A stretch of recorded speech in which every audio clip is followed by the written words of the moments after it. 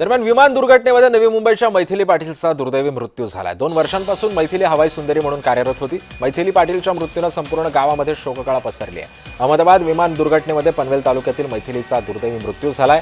काल दुपारी तिने कुटुंबासोबत एकत्रित जेवण केलं आणि काल सकाळी आईसोबत तिचं याच विमानातून तिने शेवटचा फोनही तिला केला होता। अहमदाबाद विमान दुर्घटनेमध्ये पनवेल तालुक्यातील नावा गावातली ही रहिवासी होती। मैथिली पाटील यांचा विमान दुर्दैवी जो अपघात झालेला आहे त्याच्यामध्ये त्याही होत्या।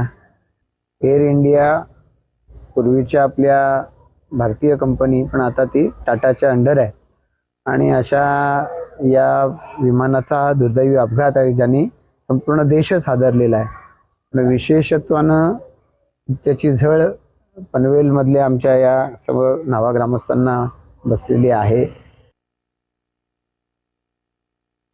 मैथिली ही मोरेश्वर हा आमचा या इथला बूथ अध्यक्ष होता आणि त्याची आत्ताच 1 महिना 1.5 महिन्यापूर्वी फार आनंदाने ऑफिसला येऊन सांगून गेलेला की साहेब ही क्रू मेंबर झाली आहे, याच्याहून पुढे चालली आहे, परीक्षा देते।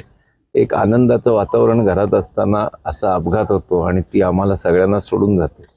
हे बघताय तुम्ही की पूर्ण गावात नाही या परिसरात दुःख झालंय आणि हे दुःख आहेच, त्यांचं दुःख आमचं सगळ्यांचंच दुःख आहे। त्यामुळे प्रत्येकाचे डोळे पाणावलेलेच आहेत।